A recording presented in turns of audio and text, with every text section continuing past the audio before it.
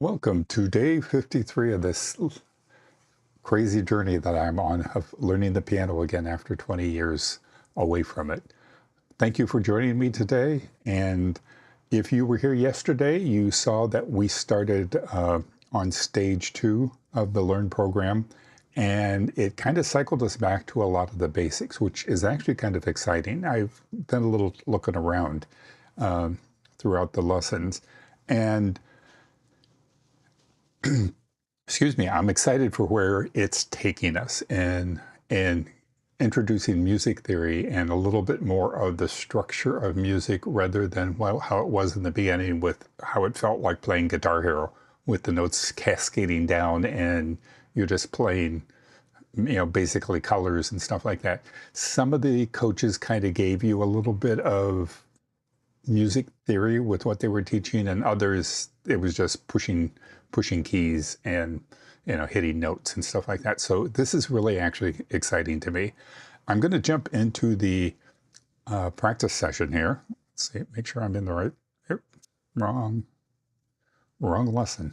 Okay, I'm jumping into the lessons here, and I think I've talked about this a little bit, but I kind of want to give us all a little refresh. If we look up at the top row of the my iPad, you see where it says up there, stage 2, learning the basics. So there are multiple stages throughout the learning program. And as we said, we are now in stage 2. We just started in stage 2 yesterday. And then the stages are broken down into courses. So you have course 1, and we did that where we went, actually, I think we started this on Wednesday. So yeah, we've done this for a couple of days now. So we started out in course 1, which was basically getting into position. We did chopsticks. There was Mary Had a Little Lamb for Farah Jacques was in there. We did a little bit of a challenge. It started getting us working with 2 fingers, explaining notes and stuff like that. Then it took us into course 2, which was talking about a little more on the theory of music and calls and responses and how that fits in with music, where you play a series of notes as kind of a call, and then you come back with another series of notes as kind of like a response. So, music is talking to itself. And as you can see, the courses, each of these little circles are a lesson in the course. And so we continually step through these. And so they're building on this particular stage, and it's rather long. It's got a lot of courses in it. I kind of like scanned off to the right, and it goes on for quite a while. So we're going to be in here for a good duration. But it's starting to build on the concept of music theory. We're going to talk about what the notes are, what octaves are, the pitches, how each note has a different sound. And when you play a note, a middle C as opposed to a C above middle C, the sound is the same, but the pitch is different. So I'm really excited about this because I was kind of wondering if I was going to be stuck, doing Guitar Hero for the rest of my life. And we're starting to get introduced to notes. You'll notice frequently on where the lessons are focusing up here with both left and right hand. And that's because of the key signatures. Here's middle C. Everything up here is on the treble clef. Everything from this point down here is considered the bass clef. So when you look at music and you see a series of lines at the top and a series of lines at the bottom, this is your treble clef and this is your bass clef. So they're kind of teaching music on the treble clef using both hands and introducing you to the notes and everything that are there. And then over time, they will start bringing in the bass clef once you understand the notes, because the notes are the same. You start on A and you go, it's A, B, C, D, E, F, G, A, B, C, D, E, F, G. It just keeps repeating all the way, from the bottom of the keyboard all the way up to the keyboard. So I'm really excited about the lessons and the learning process. Now, even though it kind of felt like those first 50 weeks, which it took me to get through stage 1, were kind of like for nothing, they actually weren't. It did give some training and some other stuff in there and getting used to the system. But the stage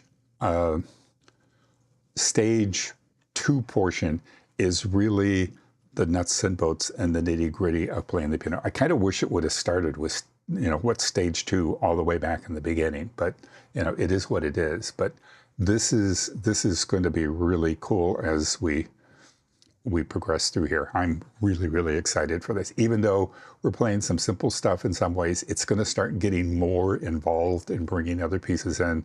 But I love the learning program. I love the ROLI Learn program, from the day that I hit the first note.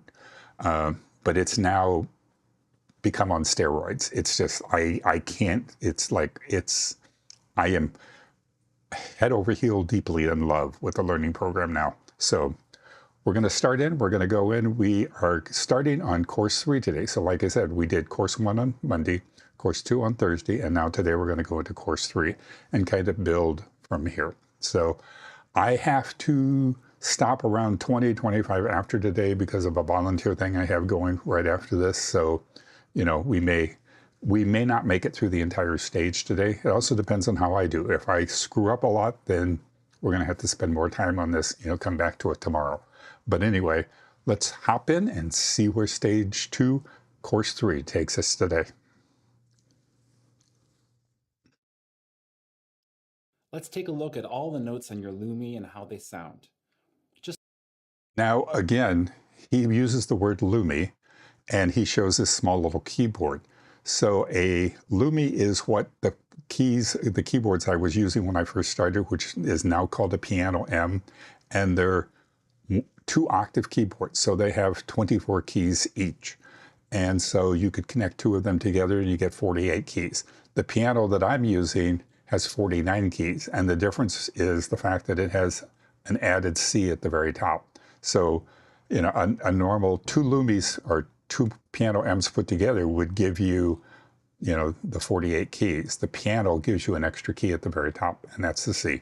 So when you hear them talk about Lumi, that's what they're talking about. And you see the small little keyboard. So when we see this, it's going to shift how we look at the keyboard. And I believe most of the time it's focusing on these 2 octaves without that top key. So just to kind of keep that in mind. Just like any keyboard, Lumi, let's take a look at all the notes on your Lumi and how they sound. Just like any keyboard, Lumi's keys on the left side sound lower, and as you move up, they get higher. On one Lumi, there are 24 different keys. Let's play all of them. Start with the lower notes first, follow the lights, and play along.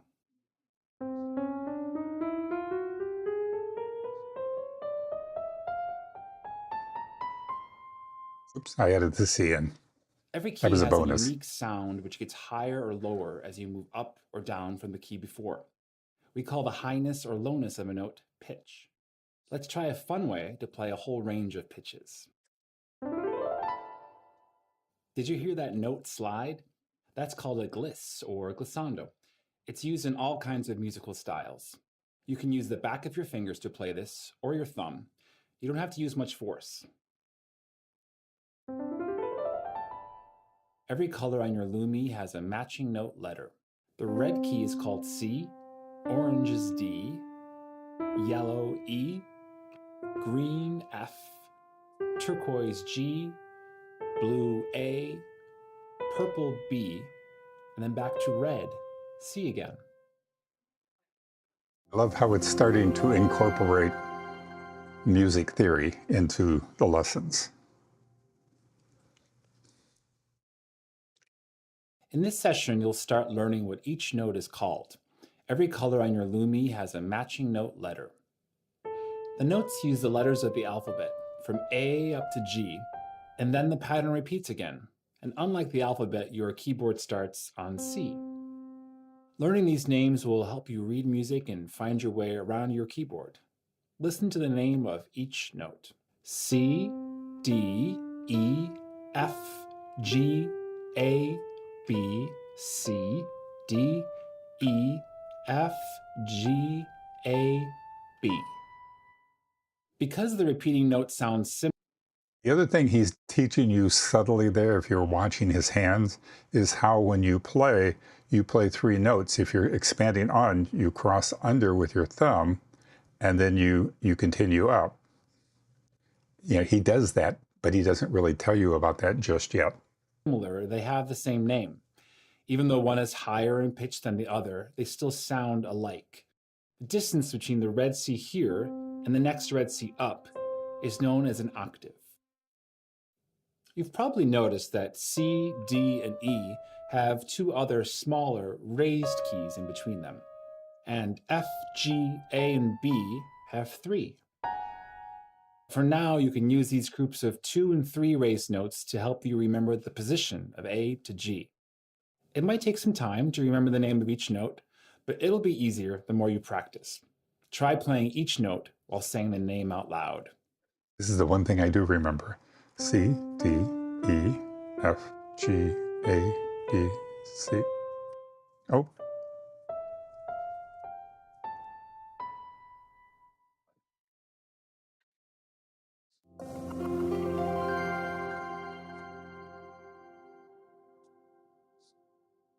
See what this is. Let's learn a song with your left hand. It's a repeating musical pattern that you could use to accompany a melody. Once you've learned the notes, then you can add dynamics. Have a listen.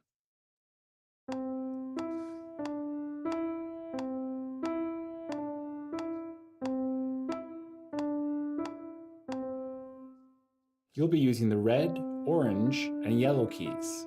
We'll count the beat in 4. Watch out for the rests at the end of each section.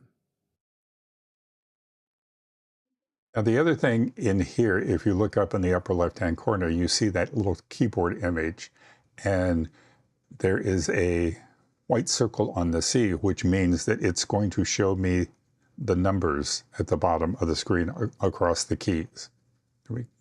But if I change this over to the hands, now it's showing me, it gave me a little representation of which, this is 1, 2, 3, 4, 5 on both hands. And so now the dropping notes show the fingering that you need to use on those notes.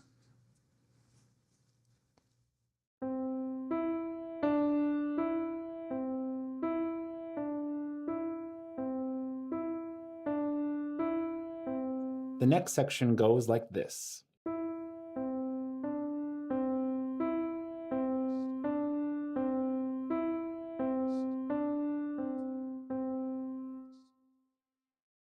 All that's left to do to complete the song is to add dynamics.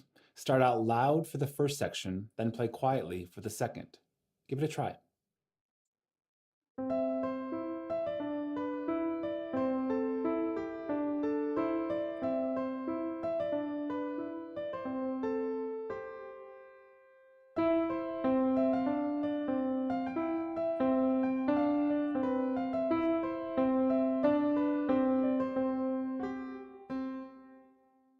Ta-da!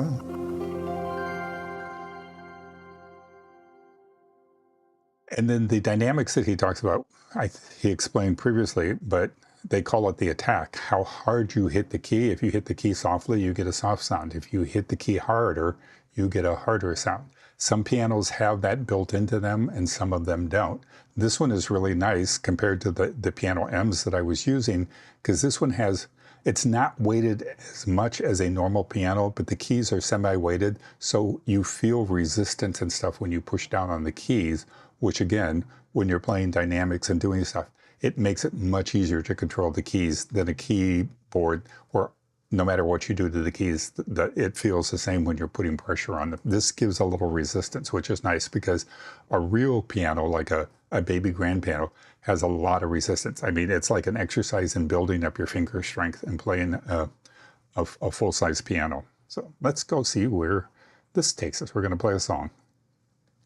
Hey, welcome back. Ruben here. So today we're going to work on Married Life, which is the theme from the movie Up.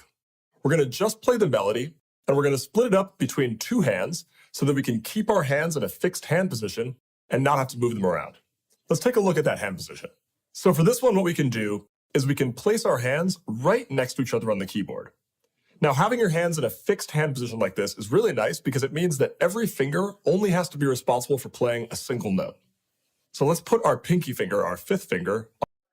And then as you notice, now they show you actual sheet music. They're not telling you what note is necessarily on each line. They haven't taken you into that part yet. But based on the colors and the learning that we did previously of what the notes were, you're going to see the notes start appearing on the music, in the color that they are. So it's now starting to gradually introduce you into what reading music looks like. So rather than the cascading notes per se, we're seeing things now starting to be shown on actual music, like you would get a book and play out of. On F, and then we can see all of the notes that each finger has to cover. So starting at F, it's F, G, A, B flat, and C, that's our left hand, and then D, E, F. This is actually the notes of an F major scale, not that you necessarily need to know that, plus 2 more notes at the top, G and A. So this is the hand position that we're going to be able to stay in for the entire melody of the song. To make learning this piece a bit more manageable, we're going to break down the melody into 4 sections. Each section kind of has its own character based on certain musical ideas or motifs. So let's take a look first at the first section.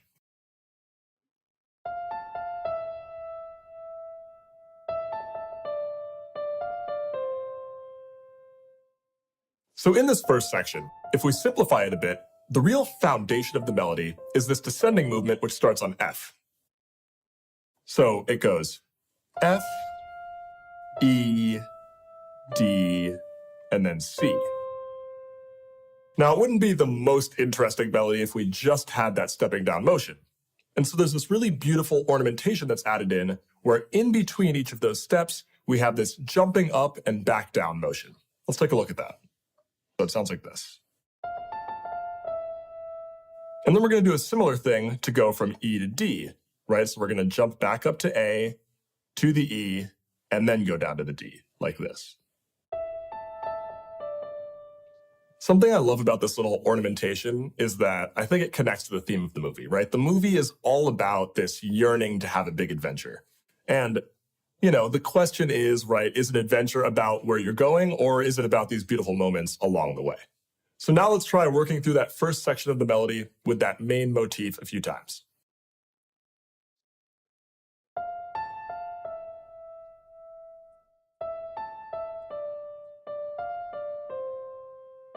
I wonder if it's going to lead away from this and go into music later.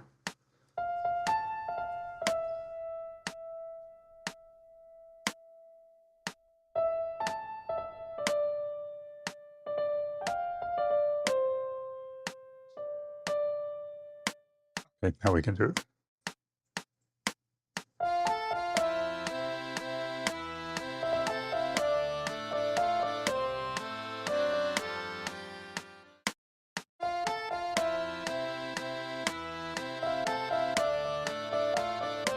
I'll try this one more time.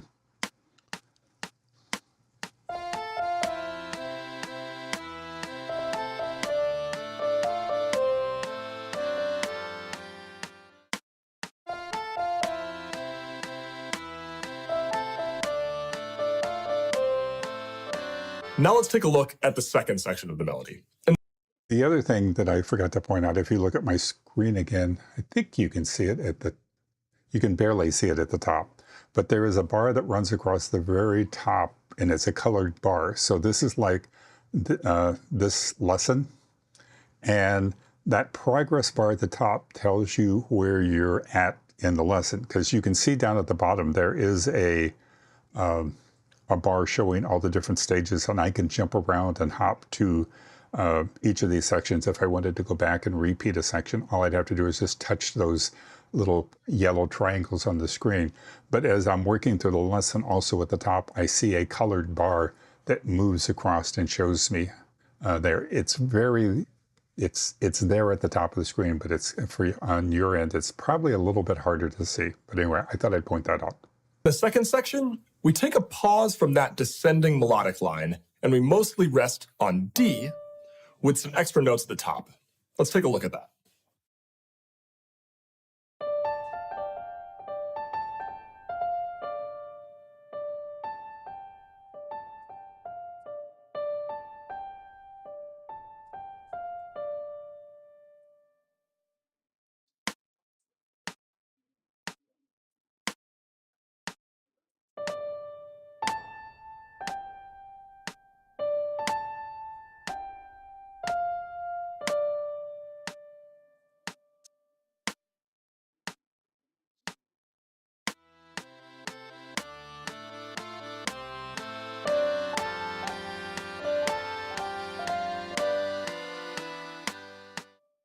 That wasn't so bad.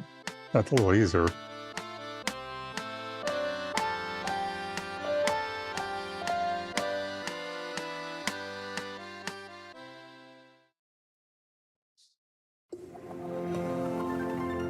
Oh, we hit the streak. Let's see.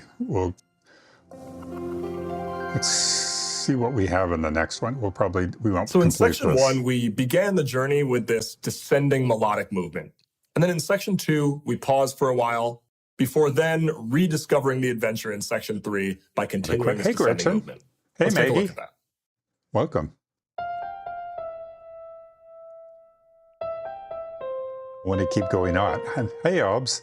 I want to keep going and I have to quit.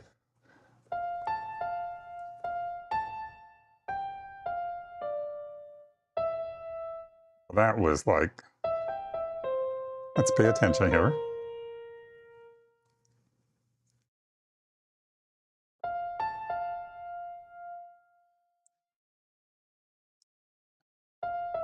What did I?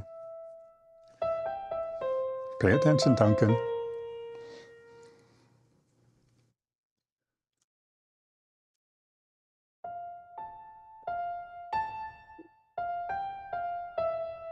Oh, that's what I did.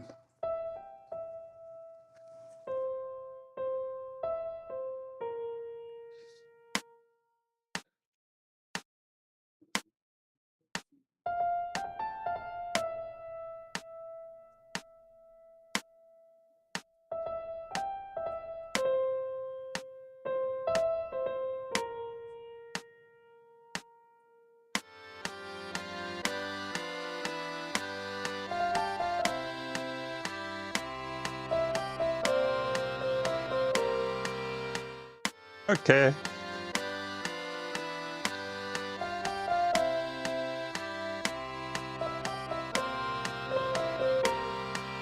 Better. In this fourth section, the direction of the melody actually reverses, and we float up from this A all the way to F, and then we play that familiar musical motif from the beginning. It then ends on a bit of an unfinished note with E, indicating that perhaps the journey might start all over again. So let's try playing through that fourth section a few times.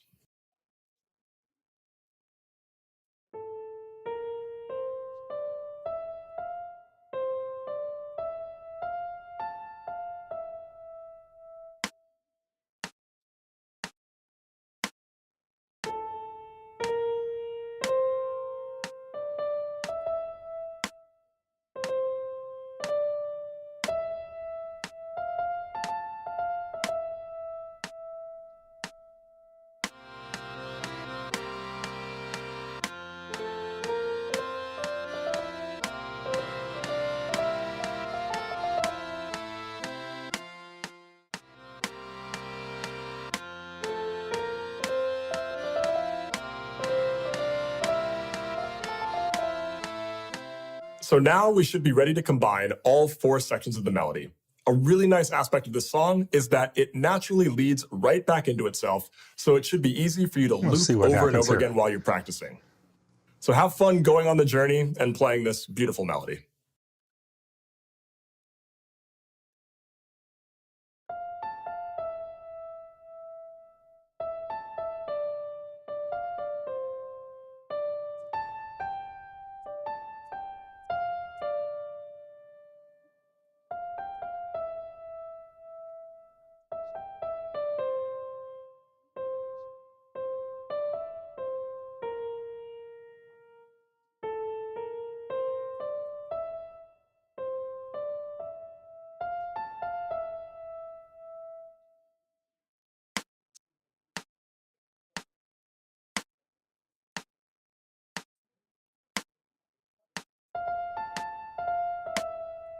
Low mode.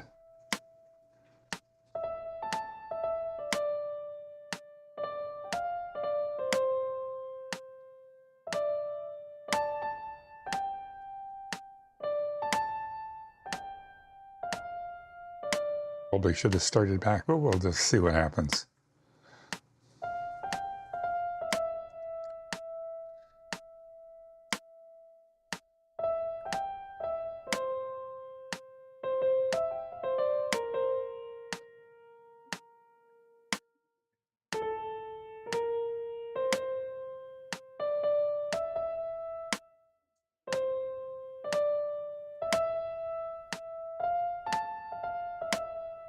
Let's see what happens when we get into regular speed here. See if I do better.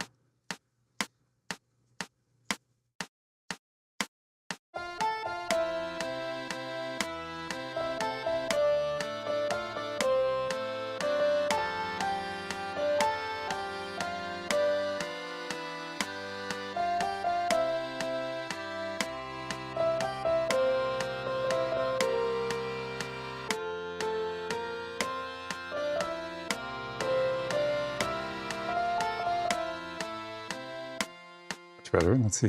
One more time. Never going to quit.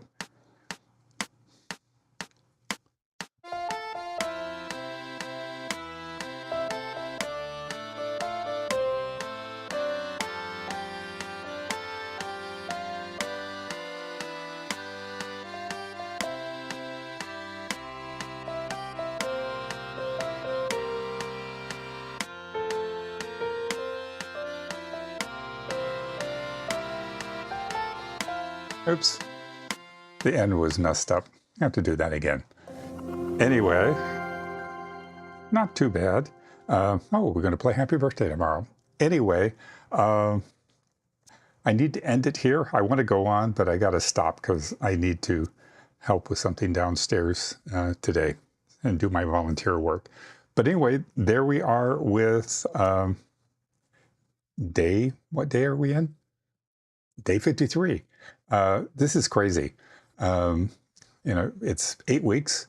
We're halfway through 8 weeks now on day 53. It's amazing that I mean, some of you know that I have done live streaming and stuff, and I've done daily streams before, but I've never made it to 30, and now I'm almost to 60, which is really incredible. And as I've said before, I only put these practice sessions here. The only reason I do this, I mean, I absolutely love it when all of you join me, but the real reason that I am doing these daily practice sessions is to keep me accountable, because I know it's easy for me to find an excuse not to do something. And the fact that I show up every day, it's like, okay, if my schedule changes or things are going on, it's like, okay, I have to reposition my practice schedule to make sure I do one every day. There is going to be a period in April when I go to London where I am probably going to be taking a week plus off. I might pop in a little bit and talk about some stuff, but I won't be doing the actual daily practice sessions during that time. But I'm giving myself a pass for that. But any other time, it's like I have to work this in and figure it out. I have something coming up in a couple of weeks, and it's going to impact my practicing schedule, and I am looking at how I can manipulate things around and still fit a session in on the day. Maybe shorter, but it's like I've got to practice a minimum of 10 minutes every single day. I hope to do more, but I've got to do at least 10 minutes every day. So anyway, thank you again. If this is your first time here, I dropped a link in to sign up for my mailing list. I send a message out once a week, an email out, usually Tuesday mornings, giving you the schedule for the week, and then kind of any highlights and things of the week past and stuff that may be coming up or something like that. And then if something comes up and I have to change my schedule, I will send an email out giving you an alert to that. I also post my schedule every week in the community section on my YouTube channel, so it's there as a reference also. But generally speaking, Sunday through Friday, I am on at 2 p.m. in the afternoon Pacific time. Saturdays, it's at 4 p.m. Pacific time. So anyway, thank you again for joining me, and I really appreciate the support. Anytime you have questions or anything, you can always pop them in the chat during a live session or pop them in the comments on a replay, and I'll be sure to reach out and answer them for you. Anyway, thanks again for joining me today, and we'll see you tomorrow.